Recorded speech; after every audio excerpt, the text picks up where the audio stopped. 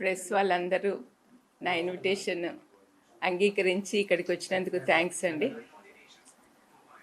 నా ఉద్దేశం ఏంటంటే, ఈ ప్రెస్ మీట్ యొక్క ఉద్దేశం ఏంటంటే, మా ఇంటి ఆడపడుచులు, వైఎస్ కుటుంబ ఆడపడుచులు మా కుటుంబ గౌరవాన్ని రోడ్డు మీదకి వేస్తున్నారండి. నేను కూడా ఆ ఇంటి ఆడపడుచునే కాబట్టి I have to defend my family. నా ఫ్యామిలీని ఇంత అన్యాయంగా ఇట్లా మాట్లాడుతుంటే భరించలేకపోతున్నామండి. అందుకనే కొన్ని విషయాలు మీ ద్వారా వాళ్ళకి చెప్దామనే ఆలోచనతో నేను మీ ముందుకు వచ్చాను. ఇక్కడ నిన్న రాత్రి నేను ఒక వీడియో చూస్తూ ఉన్నాను, వీడియో క్లిప్పింగ్ ఫ్రమ్ పులివెందుల. అక్కడ మా షర్మిలమ్మ కొంగు పట్టుకొని ఓట్స్ అడుగుతుందండి.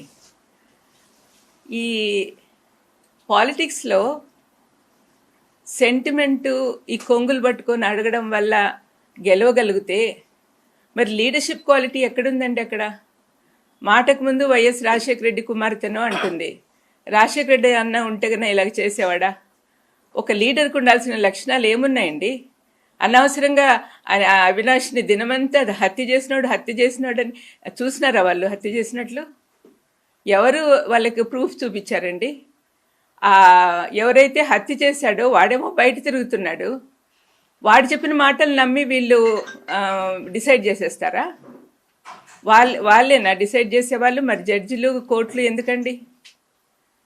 ఆ చిన్న పిల్లోడు వీళ్ళకంటే 10 ఏళ్ళు చిన్నోడు.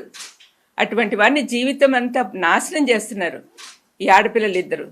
కొంచెమన్నా ఎంపతి ఉండాలండి. వాళ్ళలాంటి పిల్లోడే కదా, మా ఇంట్లో పిల్లోడే అబ్బాయి కూడా. మరి వాళ్లకు పిల్లలు ఉన్నారు, వాళ్ళ జీవితం అంతా ఎంత పాడు చేస్తున్నదో ఒకసారి షర్మిలమ్మ కానీ సునీతమ్మ కానీ ఆలోచిస్తే వాళ్ళకి అర్థమవుతుంది. చంపిన వాళ్ళు మేము బయట తిరుగుతున్నారు, అనవసరంగా వాళ్లకు బెయిల్ ఇవ్వమని వాళ్ళ కోసం సుప్రీంకోర్టుకి వెళ్తున్నారు. కానీ ఏ పాపం చేయని మా భాస్కరన్ ఏమో సంవత్సరం నుంచి జైల్లో ఉన్నాడు, అవినాష్కేమో బెయిల్ రద్దు చేయాలని వీళ్ళు తిరుగుతున్నారు. ఇదేం న్యాయం అండి? వింటున్న మీరన్నా చెప్పండి. మరి మా ఇంట్లో పాప ఇట్లా తయారైందంటే చాలా బాధగా ఉంది. జగనన్నను కూడా ఇంక్లూడ్ చేస్తూ ఉంది. సొంత అన్నయ్యను మామూలుగా శత్రువులందరూ ఒకటయ్యి మన మీద అటాక్ వస్తే మనం ఏం చేస్తాము? ఇంట్లో వాళ్ళందరూ ఒకటవుతాం, మనలో ఉన్న విభేదాలన్నీ పక్కన పెట్టేసి. కానీ దీనికి ప్రకృతి సిద్ధంగా లేదండి. ఇక్కడ అన్ని వ్యతిరేకంగానే ఉన్నాయి. అబద్ధాల జనకుడైన అపవాది కోరల్లో చిక్కుకోయినున్నారు ఈ అమ్మాయిలిద్దరూ. చాలా బాధాకరం అండి. రాత్రి నేను వీడియో చూస్తుంటే బీపీ సడన్గా రేజ్ అయిపోయింది. ఎంతమందికి అలా ఉన్నదో పరిస్థితి నాకు తెలియదు.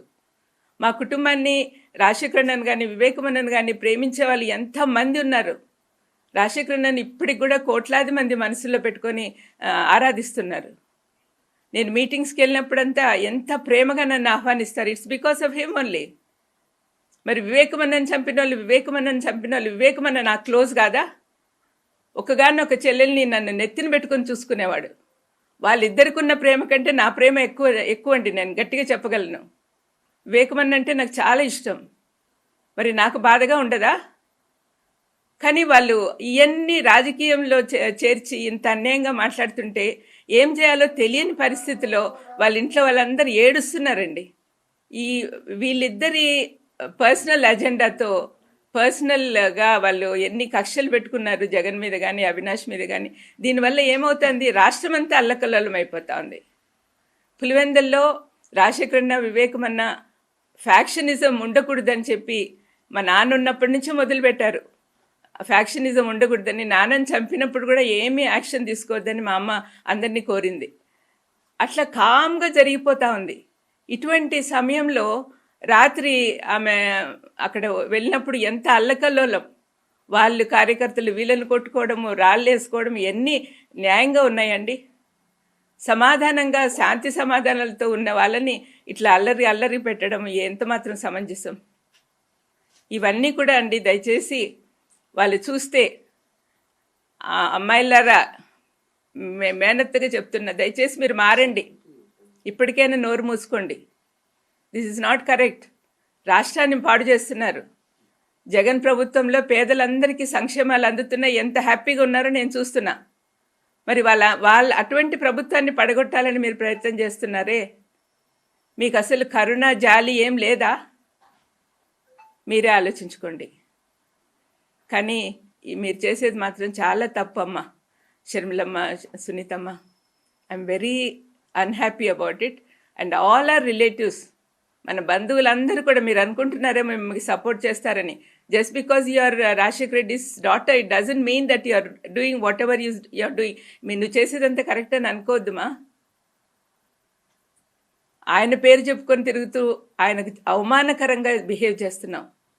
నువ్వు చేసే పనులు ఏమైనా అన్న సంతోషంగా చూస్తున్నాడు అనుకుంటున్నావా? ప్రతిదీ ఆయన శత్రువులందరినీ చుట్టూ చేరారు, వాళ్ళతో ఏకమైపోయావు. రాజశేఖరన్ ఉన్నప్పుడు ఎంతమంది కష్టపెట్టారో వాళ్ళందరూ కూడా నీతో ఉన్నారుమా. ఒకసారి ఆలోచించు. ఏమో నీకు నీ కళ్ళు నీ చెవులు అన్నీ మూసుకుపోయినాయేమో అనిపిస్తూ ఉంది. పులివెందుల్లో కడపలో జరుగుతున్న ఎంత డెవలప్మెంట్ నీకు కనపడడం లేదా? ఆనాడు రాజశేఖరన్ పనిచేస్తున్నప్పుడు రాష్ట్రమంతా తిరుగుతుంటే వివేకమన్న పులివెందుల్లో ఉండి చూసుకునేవాడు. మరి ఏదో తప్పు మార్గంలో వెళ్ళాడు, కాంగ్రెస్కు సపోర్ట్ చేస్తూ ఎనిమి అయిపోయినాడు. ఆ రోజు నుంచి తనకు జగన్కు ఒక సపోర్ట్ కావాలి కదా, అందుకని యవనస్తుడైన అవినాష్ని పెట్టుకున్నాడు. అవినాష్ ఏ లోటు లేకుండా గత 5 సంవత్సరాలు ఎంత పని చేసినాడో మీరు అందరూ చూసినారు. అవన్నీ ఎందుకు ఆలోచించటం లేదు మీరు? ఒక్కసారి ఆలోచించమ్మా దయచేసి. ఇద్దరు కూర్చొని మాట్లాడుకోండి, మీరు చేసే పనులు కరెక్ట్గా ఉన్నాయా లేదా, ప్రజలకి ఎంత హామ్ చేస్తున్నారో ఒక్కసారి ఆలోచించండి. మీకు అసలు ప్రజల మీద ప్రేమ ఉందా? మీ నాన్నకున్న ప్రేమలో కనీసం ఒక 100వ వంతన్న ఉందా మీకు? జగన్ ఈ మధ్య ఇప్పుడు చూపిస్తున్న ప్రేమలో మీకు ఏమైనా ఉందా? అసలు నిస్వార్థంగా పనిచేస్తున్నాడే ఆ బిడ్డను పాడు చేయాలని మీరు చూస్తున్నారు. మీరు ఎన్ని మాటలు అంటున్నా కూడా అవినాష్ ఒక్కసారి నోట్లో నుంచి మాట అనలేదు మీకు అగెయిన్స్ట్గా.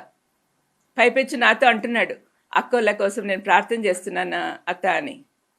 మరి అటువంటి బిడ్డను మీరు ఇంతగా అన్యాయంగా సాధిస్తున్నారే, ఏం బాగుకుంటారండి? మీ చుట్టూ ఉన్న వాళ్ళందరూ కూడా మిమ్మల్ని నాశనం చేయడానికి ప్రయత్నం చేస్తున్నారు. ఆ ఊబిలోకి పోవద్దండి. శత్రువులందరూ ఏకమైనారు, జాగ్రత్త. మీరు నాశనం అయిపోతారు. మీరు మంచి మనసుతో మీ మనసు మార్చాలని దేవుణ్ణి కోరుకుంటూ ఉన్నాను. మీకోసమే ప్రార్థన చేస్తున్నా. జగన్కు భద్రత కావాలని, అవినాష్ను గురించి మీకు కోపం లేకుండా పోవాలని ప్రార్థన చేస్తున్నా. నా ప్రార్థన దేవుడు తప్పనిసరిగా ఆలకిస్తాడని నమ్ముతూ ఉన్నా. మీకు అసలు దైవ భయమే పోయింది మా. దేవుడు అంటే భయభక్తులతో పెంచారు మీ తల్లిదండ్రులు. ఇప్పుడు ఎందుకు ఇలాగ తయారయ్యారు? ఆలోచించుకోండి. మరి ఎందుకు వాడు ఏ ఉద్దేశంతో ఈ రకమైనటువంటి వ్యాఖ్యలు వేస్తున్నారు అనుకోవాలి? షర్మిల కానీ లేకపోతే సునీత గారు కానీ కోర్టుల చుట్టూ వెళ్ళడం, లేకపోతే అవినాష్ రెడ్డిని వైఎస్ జగన్మోహన్ రెడ్డి టార్గెట్ చేయడానికి ఏమైనా ఇంటెన్షనల్ ఎజెండా ఏమైనా ఉందా పర్సనల్గా? మాకైతే ఏం కనపడడం లేదండి. మాకైతే ఏం కనపడడం లేదు. ఎందుకు అట్లా చేస్తుందో మాకు అర్థమే కావట్లేదు. ఈ ఆస్తులు గొడవ అంటారా, మీకు అందరికీ తెలిసిందే. ఈడీలో ఉంది, ఈడీ నుంచి రిలీజ్ అవుతానే ఇస్తానని చెప్పాడు జగన్. అందరికీ తెలిసిన విషయమే కదా. మరి ఎందుకు అంత కోపం పెంచుకుంటా ఉందో తెలియదండి. మీరు ఫ్యామిలీకి ప్రస్తుతం పెద్ద దిక్కుగా ఉన్నారు, మీరు ఒకసారి వాళ్ళతో మాట్లాడే ప్రయత్నం చేశారా? వాళ్ళతో నేను చేశానండి. మీ జీవితాలు పాడు చేసుకుంటున్నారమ్మా, this is not the correct way అని చెప్పినప్పటి నుంచి నాతో మాట్లాడడం మానేశారండి.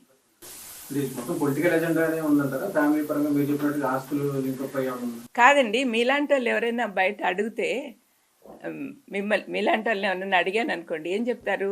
వాళ్ళ మాటల్లో పర్సనల్ అజెండా, పర్సనల్ గ్రడ్జ్ కనపడతా ఉంది, కక్ష సాధింపు. ఇది మాలో ఎప్పుడు కనిపించలేదండి. మా ఫ్యామిలీలో ఎవరికి కూడా ఇట్లాంటి కక్ష సాధింపులు లేవు. మరి ఎందుకు ఆ పాపకు వచ్చిందో నాకు తెలియదండి.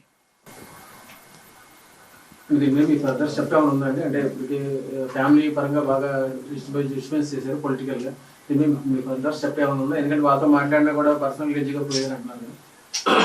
అంటే ఇప్పుడు మేము పెద్దవాళ్ళమందరము చేతులు ఎత్తేసినట్టే. అంటే ఇంకా ఆమెను మార్చే శక్తి మాకు లేదని వాళ్ళ అమ్మ కూడా వెళ్ళిపోయింది అమెరికాకు.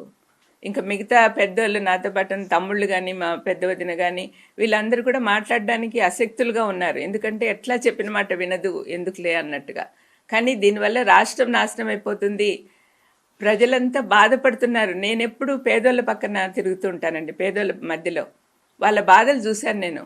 వాళ్ళు ఎంత కష్టపడుతున్నారో చూశాను. ఈ 5 సంవత్సరాల నుంచి కోవిడ్ టైంలో కానీ, కోవిడ్ తర్వాత కానీ ప్రజలు ఎంత ధైర్యంగా నిద్రపోతున్నారంటే అది కేవలం జగన్ ప్రభుత్వం వల్లనే. మరి ఇలాంటప్పుడు ఈ పిల్లలిద్దరూ వచ్చి ఇంత నాశనం చేస్తుంటే శత్రువులతో ఒకటయ్యి ఎంత బాధగా ఉంటుందో మీరే ఆలోచించండి. ఈ అక్కా చెల్లెల ఎజెండా ఏమనుకుంటున్నారు మేడం? స్పష్టంగా అంటే ఇన్నోరు రాజమండ్రి గారు ఇప్పుడు పులివెందులు అంటే మీ మీ కుటుంబాన్ని కలిసిపోయి అక్కడే మిమ్మల్ని వ్యక్తిగతంగా డ్యామేజ్ చేసేలాగా మాట్లాడుతున్నారు. దాన్ని అజెండా ఏముందండి, వాళ్ళు శత్రువుల చేతుల్లో కీలుబొమ్మలు అయిపోయారు. అంతకంటే వేరే అజెండా లేదు. వాళ్ళకి డబ్బులు బాగా ఇస్తామన్నారు అన్నారో అనుకుంటున్నారో, లేకపోతే పదవులు ఇస్తామంటున్నారో, లేకపోతే ఇంకా ఏం చేస్తున్నారో నాకైతే తెలియదు. కానీ వరల్డ్లీ బెనిఫిట్సే వాళ్ళు కోరుకుంటున్నారు. జగన్ సీఎం అయినప్పటి నుంచి బంధువుల రికమెండేషన్లు పెద్దగా పట్టించుకోడే. ముందు నుంచి చెప్పినాడు మాకు, మీరు బంధువులు ఇంటర్ఫియర్ కావద్దండి, నాకు మొహమాట పెట్టద్దండి, నాకు మా ఆఫీసర్లు, మా మినిస్టర్లు, మా ఎమ్మెల్యేలు వాళ్ళు ఎట్లా చెప్తే అట్లా పోదాము అన్నట్టుగా చెప్పాడు. అందుకని వాళ్ళకి పనులు కావట్లేదని కోపం పెట్టుకున్నారు. అందరికీ పదవులు కావాలండి, అందరికీ పదవులు కావాలా? పదవులు లేకుండా మనం దేవుని సేవ కానీ ప్రజల సేవ కానీ చేయలేమా? వాళ్ళు ఆలోచించుకోవాలి. పదే పదే మాత్రం వైఎస్ అవినాష్ రెడ్డి పేరు కానీ భాస్కర్ రెడ్డి గారి పేరు ప్రస్తావిస్తున్నారు. ఈ కేసు అంతా విచారణ చేస్తున్నారు. వాళ్ళు కుటుంబ సభ్యులు వాళ్ళు అంటున్నప్పుడు అదే ప్రాబ్లం వచ్చిందండి. ఎందుకంటే వాళ్ళు పర్సనల్గా ఏంటంటే ఆ ఏరియాలో అవినాష్ బాగా పైకి వస్తున్నాడని వాళ్ళు తట్టుకోలేకున్నారు. యాక్చువల్గా వివేకమన్న లాస్ట్ రోజు అర్ధరాత్రి వరకు కూడా అవినాష్ గెలవాలి, అవినాష్ ఎంపీ అవ్వాలి, ఆ అబ్బాయి బాగా పనిచేస్తున్నాడు, బాగా హెల్ప్ఫుల్గా ఉన్నాడు జగన్కి అనే ఆలోచన వివేకమన్న కలిగి ఉన్నాడు. కానీ మరి వాళ్ళ కూతురు అల్లుడు కలిగి ఉన్నారో లేదో నాకు తెలియదు. అంటే మాకు వివేకమన్న దగ్గర ఎట్లా అంటే ఆయన చాలా సౌమ్యుడు కాబట్టి ఏదైనా పని ఉంటే ఆయన తీసుకొని పోయి చేపించుకొని వచ్చేవాళ్ళం. ఇప్పుడు అట్లా పలికే వాళ్ళు లేరని వాళ్ళకి బాధ. అంటే న్యాయంగా లేకపోయినా కూడా తను చేసేవాడు అనమాట, అంటే మన వాళ్ళు అన్నట్టుగా. అటువంటి ఫీలింగ్ వాళ్ళకు అంత కాన్ఫిడెన్స్ లేదేమో, మరి అంతే అయి ఉండాలి, లేకపోతే ఇంత కక్ష ఎందుకు పెట్టుకుంటారు? ఇంటి ఆడపడిచి ఆ ప్రాంత ప్రజలకు ఏం చెప్పదలుచుకున్నారు? ఒకవైపు కొంతమంది వాళ్ళు ఉన్నారు, ఇటువైపు మీరున్నారు, మీరు ఏం చెప్పదలుచుకున్నారు? నా పర్సనల్ వ్యూ ఏంటంటే అండి, ప్రస్తుత ప్రభుత్వం కొనసాగాలి. వైఎస్ఆర్ కొడుకు ఒక పక్క, కూతురు ఒక పక్క ఉన్నారు. కూతురుకు వేసే ప్రతి ఓటు శత్రువులకు పోతుంది. వాళ్ళు ఎట్లాగూ ఎవరు సీఎం అవ్వరు. మరి సీఎం కావాల్సిన జగన్కి మీరు సపోర్ట్ చేస్తే తప్పనిసరిగా మన ప్రాంతమే కాకుండా రాష్ట్రం అంతా అభివృద్ధి పొందుతుంది. కాబట్టి మీరు జాగ్రత్తగా ఆలోచించండి, ఏది మంచో ఏది చెడో మీకే తెలుస్తుంది. పులివెందుల ప్రజలు, కడప ప్రజలందరూ కూడా మనసు పెట్టి ఆలోచించండి. వీళ్ళు ఏదో సెంటిమెంట్ కోసం పోయి కొంగులు చాపి ఓట్లు అడిగినంత మాత్రాన మీరు కరిగిపోతారా? ఆ సెంటిమెంట్ మిమ్మల్ని రాష్ట్రం ఏలేదానికి సహాయం చేస్తుందా? దయచేసి మీరు ఆలోచించండి. అందరూ అవినాష్కు, జగన్కు ఓటేయమని మీకు అందరికి కూడా విన్నపం చేసుకుంటున్నానండి. ఎలా చూస్తారండి, ఒక పెద్ద కుటుంబం, రాజకీయ నేపథ్యం కలిగినటువంటి ఆ కుటుంబంలో ఇటువంటి పరిస్థితి రావడం, ఆడబిడ్డలు బయటకు వచ్చి మీ కుటుంబం మొత్తాన్ని రోడ్డుకి ఏడ్చడం, లేని వివాదాల్లోనికి తెరపై తీసుకురావడం, ఆ ఇంటి ఆడపిల్లలు మీరు ఎలా చూస్తారండి? అస్సలు మేము ఎట్లా పెరిగినామో అట్లాంటి పరిస్థితి నుంచి ఆ పిల్లలు ఇద్దరు ఇట్లా బయటకు వచ్చారంటే సహించలేకపోతున్నామండి. అసలు ఇట్లాంటి పరిస్థితి వస్తుందని మేము ఇమాజిన్ కూడా చేసుకోలే. మేమందరం కూడా మంచి మాకు చిన్నప్పటి నుంచి మంచి నేర్పించారు. మాకు క్రైస్తవ విలువలు కానీ, మనుషుల గురించి విలువలు కానీ మా తల్లిదండ్రులు అందరూ కూడా బాగా నేర్పించారు. మరి ఎందుకు వీళ్ళు తయారయ్యారో దేవుడికే తెలియాలండి. అంటే ప్రపంచం అంతా మారిపోతా ఉంది.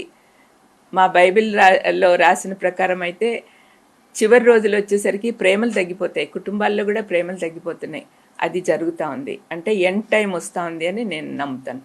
దయచేసి ప్రజలందరూ కూడా, ఆంధ్రప్రదేశ్ ప్రజలందరూ కూడా జగన్కు ఓటేయాలని, జగన్ పార్టీ తరపున నిలబడిన ప్రతి ఎమ్మెల్యేను, ఎంపీని గెలిపించాలని కోరుతూ ముగిస్తున్నాను.